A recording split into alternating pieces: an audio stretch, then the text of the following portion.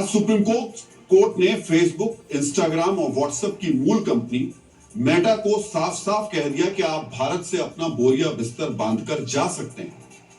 अब सवाल उठता है कि इन कंपनियों ने किया क्या ऐसा कि देश की सर्वोच्च अदालत ने इन्हें इतना बड़ा अल्टीमेटम दे दिया।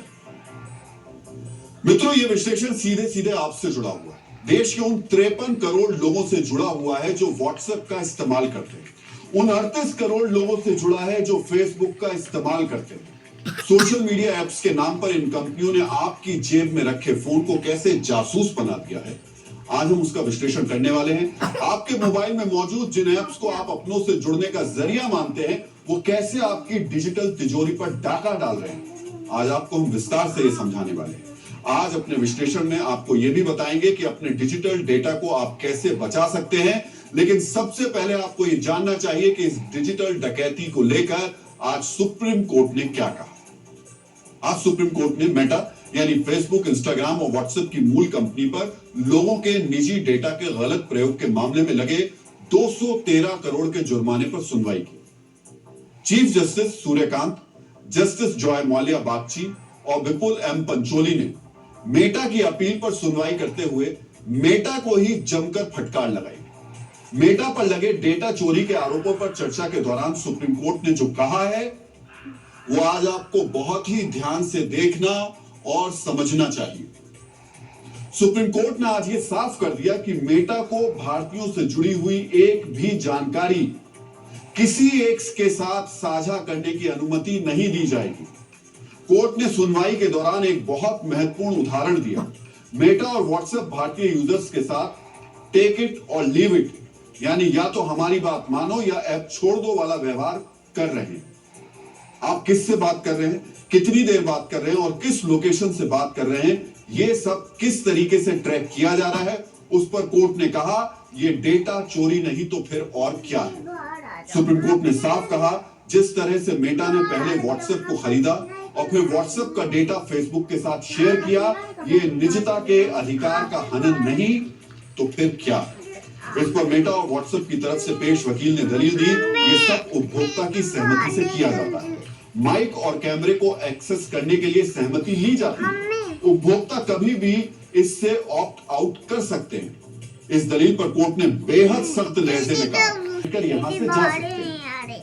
मित्रों, मेटा के वकील जो ऑप्ट आउट वाली दलील दे रहे थे, पहले उसे समझने की जरूरत है। जब आप मेटा के फेसबुक या व्हाट्सएप को डाउनलोड करते हैं तो उस वक्त आपको स्क्रीन पर एक मैसेज दिखाई देता है। इस मैसेज में फोन और मैसेज तक पहुंच बनाने की परमिशन मांगी जाती है। एक आदमी क्या करता है, बिना मैसेज पढ़े या समझे वो ओके या अलाउ कर जाता है। लेकिन ओके और अलाउ के साथ जो मैसेज लिखा जाता है, असली खेल उसी में। और इसी खेल पर आज सुप्रीम कोर्ट ने आगे क्या टिप्पणी की, यह भी आपको देखनी चाहिए। सुप्रीम कोर्ट ने पूछा, क्या सड़क पर फल बेचने वाली गरीब महिला आपकी कथित अनुमति या फिर यूं कहें कि शर्तें समझ पाएगी। मित्रों, अदालत के सवालों के बाद मेटा ने हलफनामा दाखिल करने का प्रस्ताव रखा। इसे स्वीकार करते हुए अदालत ने मामला अगले सोमवार तक के लिए स्थगित कर दिया। मित्रों, मामला अगले सोमवार तक के लिए तो स्थगित कर दिया गया, लेकिन कोर्ट ने आज सोशल मीडिया ऐप्स का इस्तेमाल करने वाले यूजर्स के हित में यानी आपके हित में जो सवाल उठाए उसे समझना जरूरी है। मित्रों, कोर्ट ने इन ऐप्स द्वारा इस्तेमाल की जाने वाली जिस भाषा का जिक्र किया है, सबसे पहले हम उसे आसान शब्दों में डिकोड करने वाले हैं। जब आप व्हाट्सएप, फेसबुक, इंस्टाग्राम या मैसेंजर को पहली बार डाउनलोड करते हैं, तब आपकी स्क्रीन पर कुछ इस तरीके के मैसेज आते हैं। By tapping agree and continue, you accept the WhatsApp term of service and privacy policy. ये देखिए, ध्यान कीजिए, जब आप इन ऐप्स को डाउनलोड कर रहे होते हैं तो इस तरीके का मैसेज आपकी स्क्रीन पर आता है। कई बार ऐप इस्तेमाल करते हुए कुछ इस तरीके के मैसेज आप देखते भी होंगे, उस वक्त भी आते हैं। Allow access to your contacts, allow to take pictures and record videos. एक आम आदमी क्या करता है, वो बिना सोचे समझे अलाउ या ओके पर क्लिक कर देता है, क्योंकि वो सोचता है कि ये शायद जरूरी है।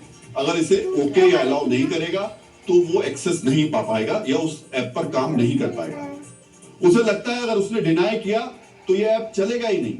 इसी तरह से अनजाने में अपने फोन में इन ऐप्स को घुसपैठ करने की अनुमति दे दी जाती है। मित्रों, क्या आप जानते हैं इस तरह लोग अनजाने में इन ऐप्स को क्या क्या एक्सेस दे देते हैं? कैमरा, माइक, लोकेशन, कौन से ऐप इस्तेमाल कर रहे हैं, आप क्या खरीद रहे हैं, यहां तक कि आपकी उम्र क्या है। इतना ही नहीं, जब आप अपने फोन में मेटा का कोई ऐप डाउनलोड करते हैं तो ये दूसरी कंपनियों यानी थर्ड पार्टी से भी आपके बारे में जानकारी जुटाती है। मित्रों, ये खेल कैसे खेला जा रहा है इसकी जानकारी हमने मेटा की लंबी चौड़ी प्राइवेसी पॉलिसी को पढ़ करके निकाली, जो आप में से 1% लोग भी नहीं पढ़ पाते होंगे, क्योंकि ये प्राइवेसी पॉलिसी 15,000 शब्दों की है।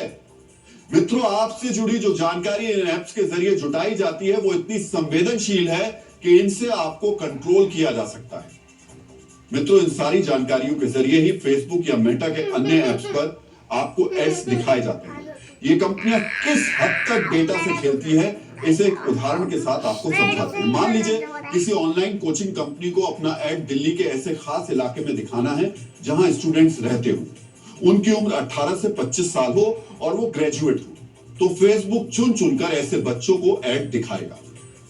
मित्रों, आपने कई बार गौर किया होगा, आप अगर किसी से जूते खरीदने की बात कर रहे हैं या फिर इंटरनेट पर अपने जूता सर्च किया होगा तो आपको इंस्टाग्राम और फेसबुक पर जूतों के एड्स दिखने लगते हैं। कुछ इसी तरह से आपके हर क्लिक और हर कदम का हिसाब किताब रखा जाता है।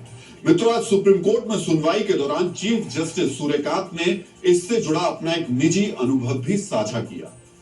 उन्होंने बताया, अगर व्हाट्सएप पर किसी डॉक्टर से तबीयत बिगड़ने की बात की जाए और डॉक्टर मैसेज में ही दवाई का नाम बता दे तो 5 से 10 मिनट के अंदर ईमेल से लेकर यूट्यूब पर दवाइयों के प्रचार दिखाई देने लगते हैं। मित्रों, आप ये जानकर चौंक जाएंगे, ये कंपनियां आपकी डिजिटल जासूसी नियमों के दायरे में रहकर कर रही हैं।